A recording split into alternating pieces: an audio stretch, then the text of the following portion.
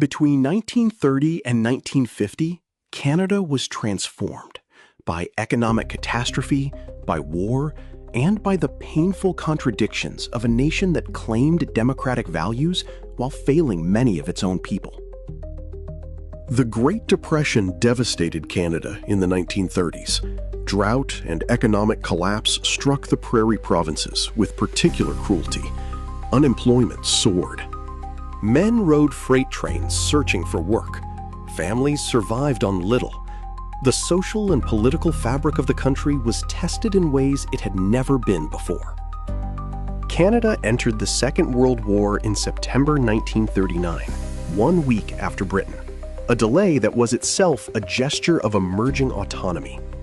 Over 1 million Canadians served. They fought in the Atlantic, in the skies over Europe, in the sands of North Africa, and on the beaches of Normandy. On D-Day, June 6, 1944, 14,000 Canadians stormed Juno Beach.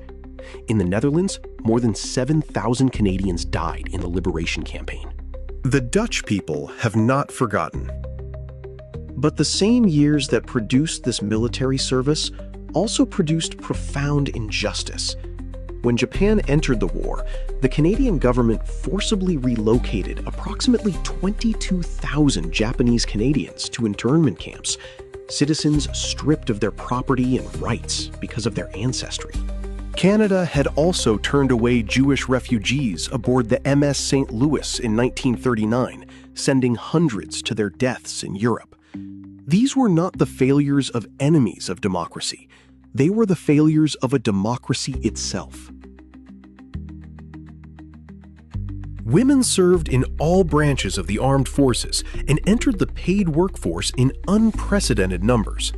Indigenous Canadians enlisted in disproportionate numbers and fought with distinction, then returned to a country that still denied them the vote and continued to take their children into residential schools designed to eradicate their languages and cultures.